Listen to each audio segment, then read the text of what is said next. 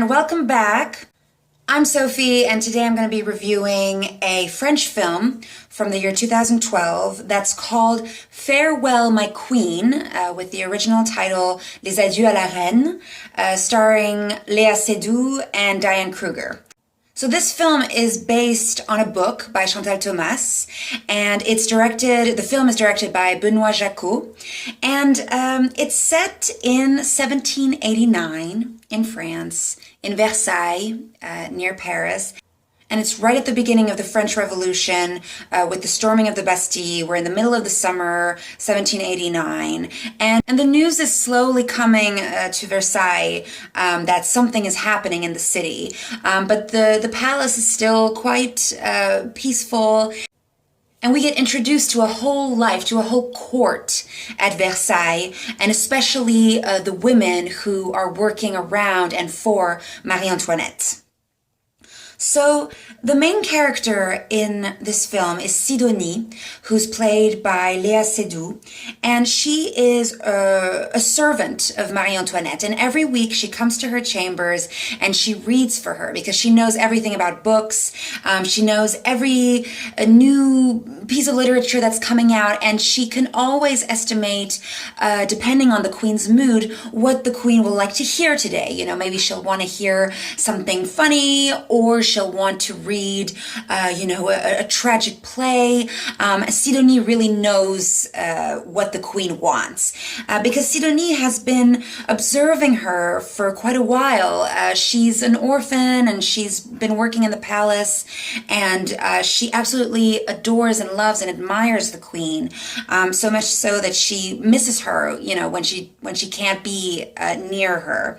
And she misses her, but there's also some kind of attraction to her. There's a sensual, let's say, attraction to the queen.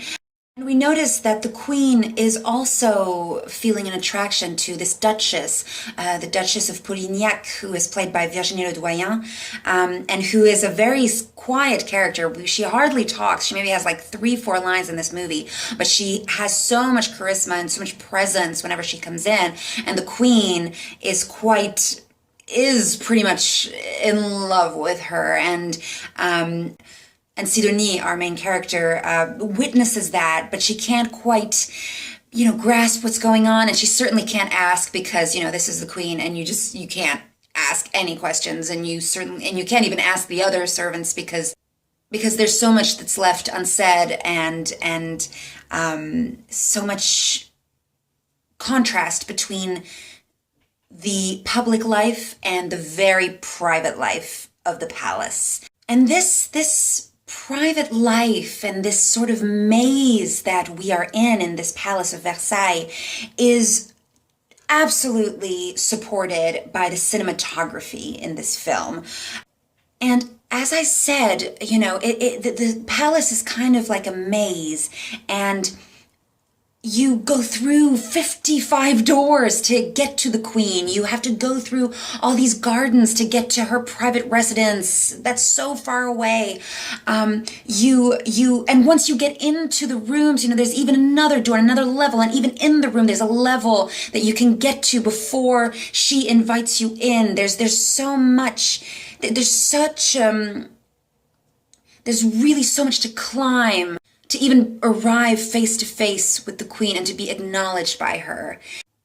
And the camera, on one hand, watches Marie Antoinette from very far away.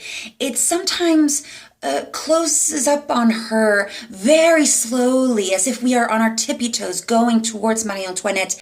And it sort of creates tension, because what if the camera stops? And sometimes it does, it goes towards her and then something else happens and we are interrupted, and we may never get that chance to meet her again this week because it's so fragile. That relationship is so fragile, that access.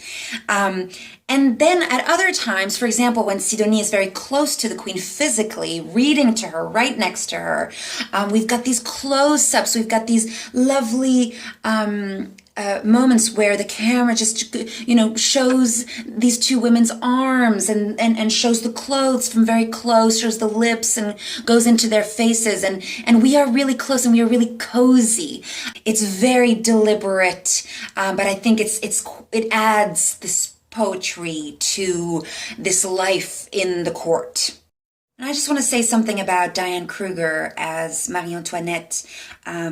She really portrays a woman who was thrown into this royal life from a young age, who has been so used to having always 20 people around her, people who wake her up, people who tell her what to dress, people who tell her when to eat, what to eat.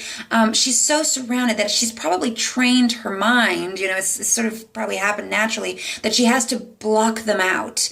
And so sometimes we are in a room with her, but actually she does not see you. We see her, but she does not see us. And she's very self-involved. She is very obsessed with her own image, with her age as well. We see her sometimes looking in the mirror and sort of touching whatever wrinkles she may have. So sometimes she may seem like she's being really friendly with another character and so intimate, and you feel like she's sharing her biggest secrets. And then the next second, actually, you realize she was practically talking to herself. And there's that.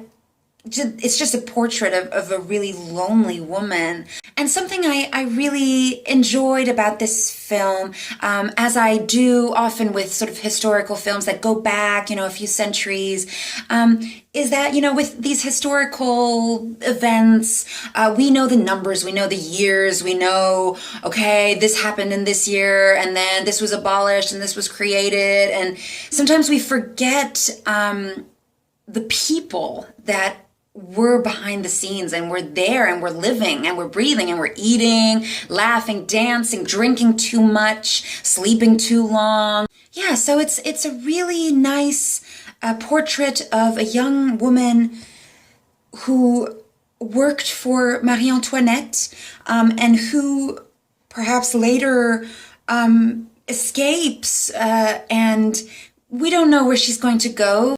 But she becomes a nobody, it's sort of, she had so much in the court, and then she leaves, and what will she become without royalty? It's these times of changes. So I do recommend this film for the actresses, for the just intimacy of it, and for the beautiful setting. So thank you so much, and I'll see you again next week with another film and another review.